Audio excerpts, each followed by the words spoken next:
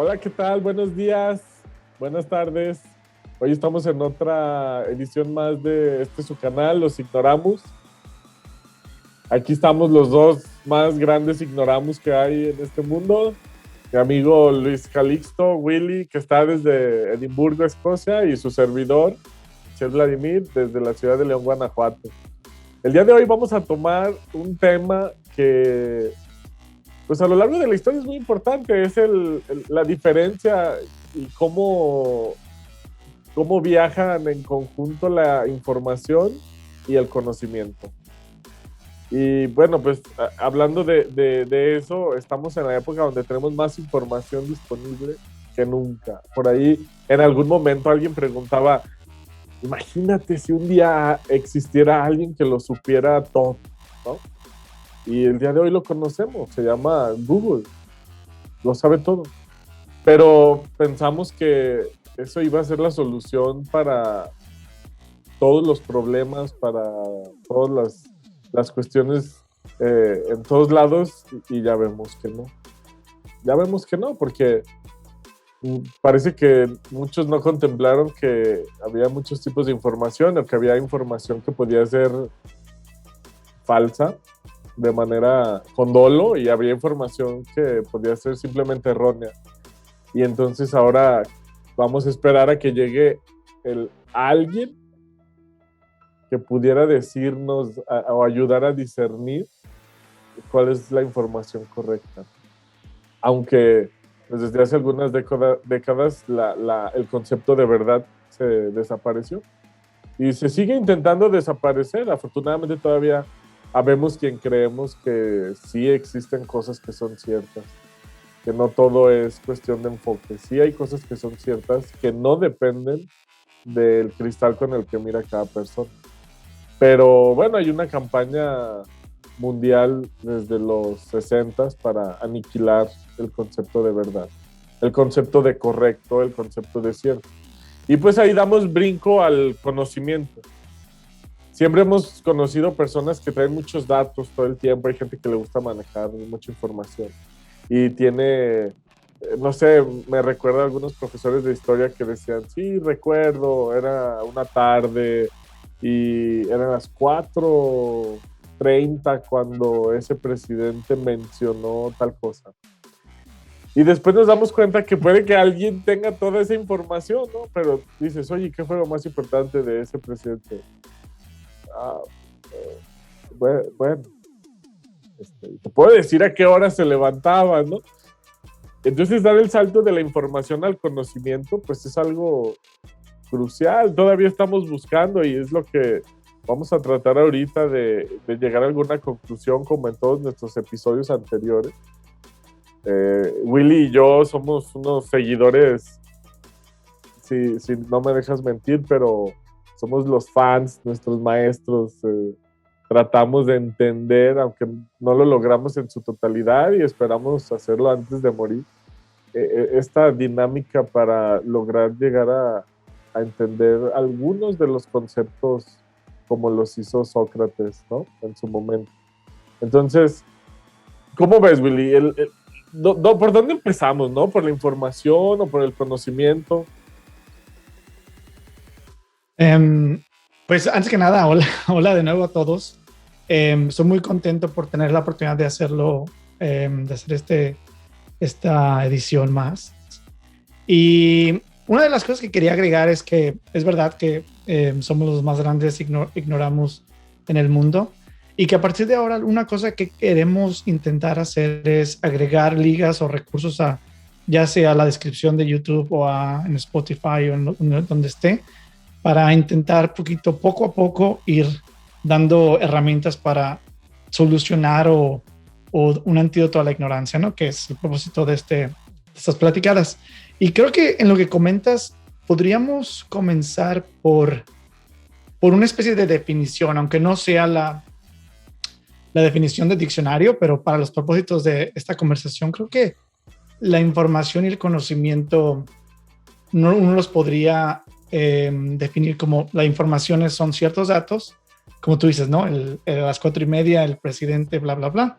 Y el conocimiento es entender la dinámica que hay entre el contexto en el que está el presidente, el porqué de sus razones históricas y todo alrededor, ¿no? Entonces el conocimiento podría ser la acción que procede a esa información, ¿no? Como dices tú, ahora en nuestros celulares tenemos acceso a toda la información, a todo lo que ha sucedido, a todo lo que en el mundo está pasando, y eso no nos hace más sabios de algún modo, ¿no? Es que es irónico. Yo creo que empezar por ahí. ¿Tú aceptas esta definición, Michelle, o crees que hay cosas que agregar o cosas que quitar? Bueno, ya integraste algo que es muy importante, que es la sabiduría. Todavía es un nivel más alto, ¿no? Puedes ser una persona con información, puedes ser una persona con conocimiento, pero cuando ese conocimiento realmente se usa para el bien y logra tener un impacto en lo bueno, en lo bello y en lo verdadero, es cuando empiezas a entrar al dominio de la sabiduría, y pues es muy valioso que lo acabas de incluir, que está en otro nivel más alto, sí. Sí, la otra cosa que esto aplica, uno puede decir, ok, nosotros hablamos de temas a veces muy abstractos, ¿no? Que es lo que a veces no deberíamos de hacer, que a veces lo hacemos porque Michelle y yo, tú y yo nos conocemos desde hace mucho tiempo y a veces creo que tendríamos que, bueno, en mi caso, tener un poquito más específico, creo que esto aplica tanto a las decisiones personales como que voy a el ejercicio, ¿no? Quiero adelgazar, es un poquito banal, superficial, pero sigue siendo importante en la vida, hasta por quién votar, ¿no? Hasta qué carrera voy a escoger, hasta si voy a ir a Europa, no. Todas estas decisiones forman parte de una información que aparecía evidente a la toma de una decisión, y en esa curva está el conocimiento, ¿no? Entonces, creo que esto nos incluye a todos, ¿no? A todos los individuos de esta tierra. Así que creo que teniendo esa definición ahora, ¿cómo podemos empezar a eliminar o cómo podemos empezar a no informarnos mejor, pero sí podríamos informarnos mejor? ¿Cómo podemos empezar a conocer mejor? Pues alguna vez platicamos, ¿no? ¿Qué pasa como es cuando escogen al Papa, ¿no? En el Vaticano, que hay alguien que la hace de abogado del diablo. Es decir, para los que no estén muy familiarizados con esto, y que es muy famoso, es muy común que se escuche, ¿no? El abogado del diablo, pero básicamente es el cardenal que se encarga de decir todo lo malo del posible papa, ¿no? Le tiene que investigar todo a lo más recóndito y podrido que se le pueda encontrar al cardenal que vaya a ser el papa. Y de ahí se toma esta idea de abogado del diablo. A veces cuando estamos buscando algún tema, por tendencia natural vamos y buscamos todo lo que está de acuerdo con nosotros. Y si aparece ahí algo que está en desacuerdo con lo que nos agrada de primera mano de cierto tema, a veces lo desechamos de inmediato. Lo desmentimos. Sí, lo desmentimos, ¿no? Entonces, parece que se ha convertido en un muy buen ejercicio buscar a ese abogado del diablo respecto al tema del que tienes duda. A lo mejor tú defiendes una postura y llevas tiempo defendiéndola, te ha parecido lo más adecuado, pero ¿y qué pasa si buscas a ese abogado del diablo que está en contra? Puede que le des un giro, puede que encuentres puntos que no habías visto, puede que... seguramente los vas a encontrar información y vas a encontrar estadísticas y vas a encontrar cosas de la otra postura, y en una de esas sí cambias, ¿no? Esa es una. Ahora, la otra es el diálogo, lo que platicábamos, ¿no? Perdón que te interrumpa, nada más que pensando en lo que decía, se me ocurrió que incluso tú dices el abogado del diablo, ¿no? Así que yo lo que lo entiendo es te tienes que poner en una situación en la cual todo lo que piensas viene cuestionado, ¿no? O lo opuesto, ¿no? Un ejemplo muy práctico, ¿no? Yo vivo en Escocia en este momento, ¿no? Entonces, si yo quisiera, por ejemplo, votar, como lo hice cuando voté por el presidente en turno, la información que me llega acá está hasta cierto punto filtrada por los algoritmos que hay en Internet.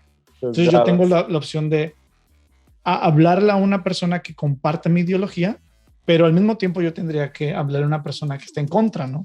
Claro. Y creo que es la segunda. Entonces, el primero es ser el abogado del diablo de tu propio argumento. Y la segunda sería tener esa conversación, ¿no? Que viene siendo políticamente correcto. No hables de política, los políticos son los mismos, esos axiomas deberíamos desecharlos, creo que de algún modo, al menos para poder comenzar a entender y luego tener esa conversación, que aunque sea a veces los nervios nos llegan, que aunque lo tomemos personal, creo que es lo más importante que podríamos hacer, ¿no? Empezar a tener esa conversación de religión, de política, de cosas súper importantes y así en que empezar, que salgan temas que no sabíamos, ¿no? Como tú dices en la primera charla que tuvimos, ¿no? Hay cosas que no sabemos que no sabemos y que no vamos a empezar a saber hasta que alguien que la piense completamente diferente a nosotros nos la haga, nos pellizque esa curiosidad, ¿no? No, y acabas de darle a un tema medular y muy polémico, porque siempre se ha dicho que pues con amigos y familia no toques temas de religión, ni de política, ni de fútbol, ¿no? Y, ¿y qué pasa? ¿Qué pasa? Que nunca tocas los temas fundamentales o los temas esenciales con las personas que te rodean.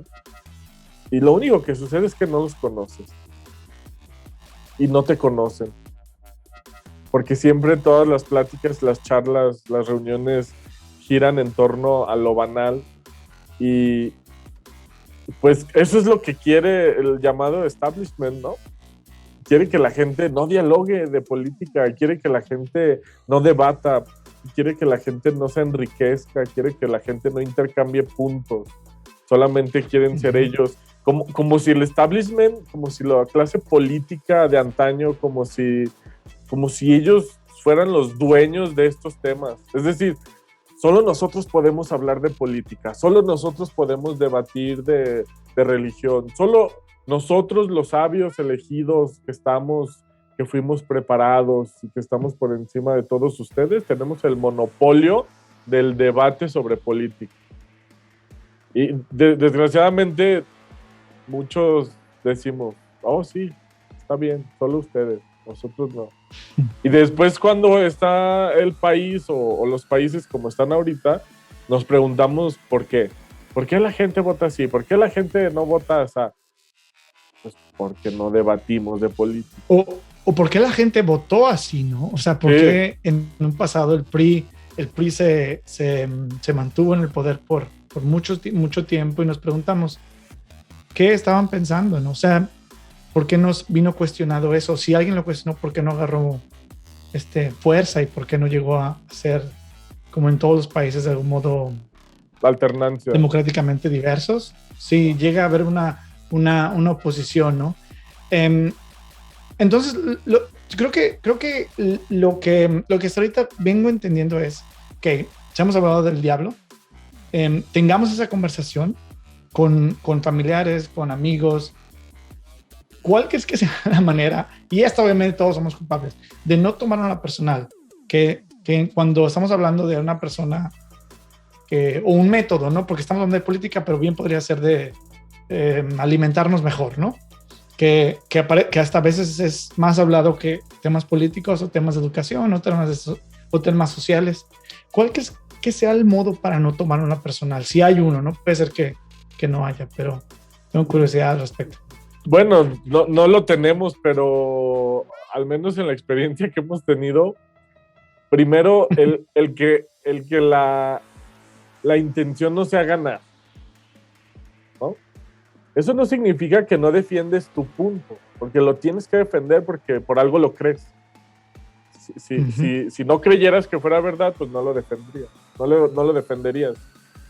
Pero no la intención de ganar, sino de compartir. Naturalmente, tú tratas de convencer al otro de que tu punto es el correcto y el otro debe tratar de convencerte, pero como parte de un ejercicio, no con la intención de ganar. Y hay una cosa que, eso sí es muy, muy... Mientras la mantengas, no te vas a salir de esto, que nunca dejes de hablar de la idea. Es decir, no involucres a tu interlocutor. Por ejemplo, si dices, oye, yo pienso que hacer esta cosa es malo. No, yo pienso que es muy bueno. Y tú decirle, a ver, no, pero tú no lo haces. O sea, si estás diciendo que es bueno, pero tú no lo haces, eres un incongruente. Y eso ya, ahí es donde la cosa se vuelve personal. Mientras tú te mantengas en argumentar por qué cierta idea o acción es buena y el otro se mantenga en argumentar por qué simplemente esa acción es mala, no pasa nada, no hay cosas personales. No perder el foco. Pero sí lo necesitas hablar. O sea, personalmente cuando le preguntas a alguien, oye, ¿sobra gente? Y te dice, sí, sobra mucha gente. Entonces, el hecho de que esté muriendo tanta gente puede que te alegre. Una parte de mí.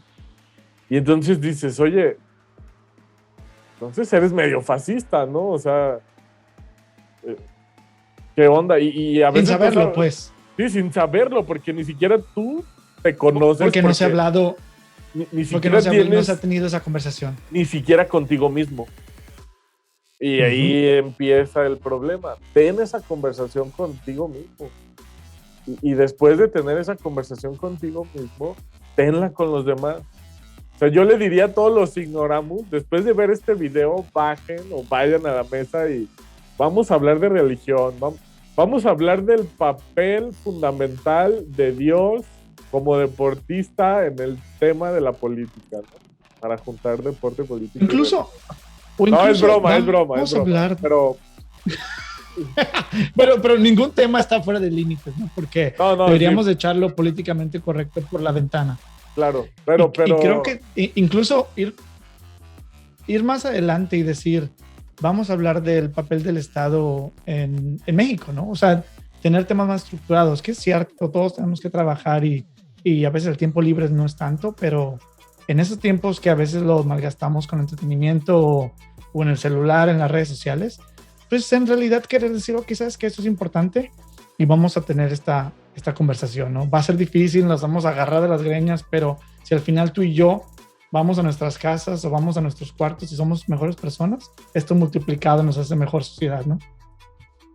Claro. El chiste es que la gente regrese a algo que vamos a tocar en otros temas, pero el chiste es que todos regresemos a filosofar sobre los temas fundamentales. Ya basta de que no, tú no hables de eso. ¿Por qué no? ¿Por qué no? Si el Estado debe proveer seguridad. O tal vez alguien dice, no es su obligación. Bueno, pues vamos a debatirlo. ¿Es su obligación o no es su obligación? Si no entramos como un pueblo en la totalidad a estos debates, difícilmente vamos a llegar a un punto de democracia real. Va a seguir siendo, como lo dijimos en el otro episodio, va a seguir siendo un asunto de marketing y de dinero. Necesitamos volver al debate. Es algo que hizo la pandemia, creo que me parece la pandemia ayudó a que la gente se hiciera más cosmopolita. Me parece que este punto sea excelente para detener esta parte de creo que es de entrada a un mundo que decías de la filosofía, ¿no? Entonces, creo que a manera de conclusión sería en cualquier tema que sea importante para uno, para el individuo, sería ve el lado opuesto de ese tema. Sí, defiéndelo, no te la tomes personal, defiende la idea. Recurre a cosas o a personas que digan lo opuesto, sea por internet, sea libros, sea videos. Y la tercera es no te lo tomes personal, ¿no? De nuevo, no dejes que ese nervio, ese enojo intervenga en el descubrimiento de la verdad, ¿no? Entonces, creo que es un buen lugar para, de nuevo, vamos a poner las ligas vamos a empezar a poner ligas desde este episodio y pues me dio mucho gusto hablar contigo, Michelle. Nos vemos en la próxima semana. Muchas gracias por escucharnos una vez más. Ya saben, suscríbanse, denle like, toquen la campanita. Estamos en Apple Podcast, estamos en Spotify, estamos en YouTube, estamos en Anchor. Compartan y vamos a meter a todos los que podamos a esta discusión. Vamos a meter a todos a hablar de política, vamos a meter a todos a hablar de religión. No le vamos a dejar el monopolio al establishment. Hay que entrar nosotros.